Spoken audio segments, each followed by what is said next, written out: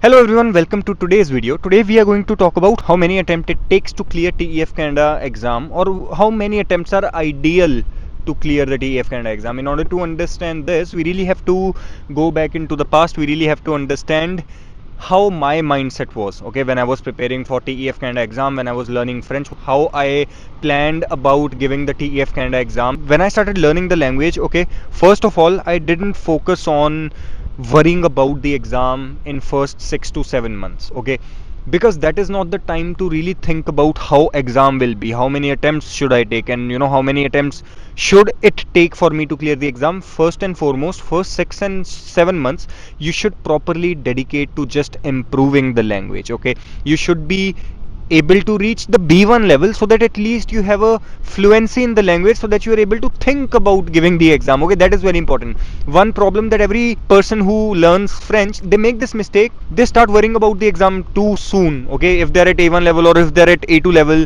they see some sample paper for TEF Canada, they really get demotivated, okay, because TEF Canada exam listening is very tough, and it feels tough at that level specifically, okay. But once you have built up the particular level, that is when you should even start preparing for TEF. But when we talk about how was my overall thought behind it, see, I gave my first attempt when I was 9 months into the training, okay. First of all, why I decided to give my first attempt in 9 months, honestly, it wasn't decided ki like I will be giving the attempt in 9 months. For me, it depended on how much prepared I felt, and after 6-7 months of rigorous training, okay, I felt prepared that I'm able to hold a great conversation. Like, even the conversation is not at that very high level to get B2 plus, I was not confident that I'll be getting B2 plus, but I was confident that I am somewhere in the middle of B1 B2, okay. And same thing with writing, I was confident that I was around that level. Writing was really good for me, okay. I was very comfortable with writing, and I knew writing I'm gonna nail it.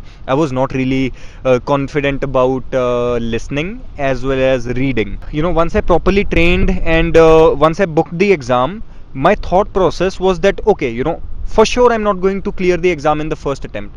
What I should do is I should still give this exam, so that I'm able to see what are my strong aspects and what are my weak aspects. And then after I have received my results, I can properly focus on my weak aspects, and I can focus a little bit less on my stronger aspects. And the same thing happened. I gave my exam while 9 months of training, okay. So I booked my exam like a month before. At around 8th month I booked the exam.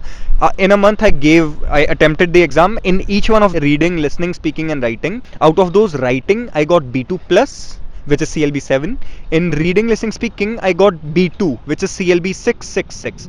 And this was the point when I knew that, okay, my writing is really strong, but I need to focus more on this aspect and that aspect and those all three aspects. So what I did after that, I spent the next 2 months very rigorously into my weaker aspects. I worked more on my speaking, I worked more on my listening as well as reading. So this is very important to understand, that it will take at least 2 attempts, and it is very important for take those 2 attempts. Why? Because in first attempt it's just not going to be possible, because it's the exam pattern, we are not really familiar with the exam pattern. Even though we have done Prep My Future, even though we have done the other resources where all the exam question papers are available, still we are not trained in the actual exam specific environment, and giving that first attempt really helps you to be more comfortable in that actual exam specific environment.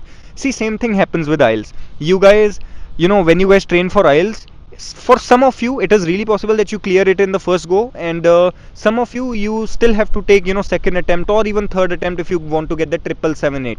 Even though in French it's not 777-8, but please do not expect to do it in the first go. In the first go, your main focus should be to give the exam, so that you are able to see what are your strong points and what are your weak points, so that moving forward in your upcoming attempt you can be more efficient, you can properly train on the aspects which you are weak currently, okay. And same thing I do for my students as well. Like, one of my students, she got C1 in 1, B2 plus in 1, B1 in 1 and B1 in the fourth aspect. So she knew what her weak aspects were, and she gave that exam in 6 months, okay. So in 6 months with rigorous training, if she was able to get that level to properly understand where to progress now, in 2 more months max she will be able to clear the exam as well, okay. So this is what I would say. Take the first attempt as a setting stone for the exam, and then the second attempt to properly focus on clearing the exam. See, the thing is, even though you are confident about the second attempt, it still may not happen in the second attempt. Why? That's the honest part. Okay, sometimes the examiners are not that nice. Sometimes in writing you may misunderstand the whole writing paragraph, by which you made a blunder and you wrote something wrong in writing because you didn't understood the phrase that they have over there. So that can also happen. Same thing with the speaking. Okay, you were trying to say something but then you fumbled a lot, and that made you lose a bit more marks because of that particular bad day. Listening as well and reading as well. See, thing happens. It's not like you have to clear the exam in 2 attempts, otherwise you don't know French at all, you are a bad person. Take 3 attempts, take 4 attempts, it's okay. It's a new language in the first place, so it is going to take time. Do not worry too much about it. But if it's going more than 4 attempts, if it's going up until 5 attempts, that's when the real problem is happening. That means you are not really improving on the aspects that you need to improve on, and you are not taking a proper feedback from your instructor in order to train you for your weaker aspect. This is how to plan for TEF Canada. It will require some attempts, it will require, see, averagely it still takes 2 to 3 attempts in general to clear the exam. Give the first attempt, even if you feel you are not there yet but you're pretty close, just give the attempt, and then according to your results you give the second attempt to properly score in your overall areas. So for TEF TCF specific coaching, you can reach out to me. I'll see you in the next one.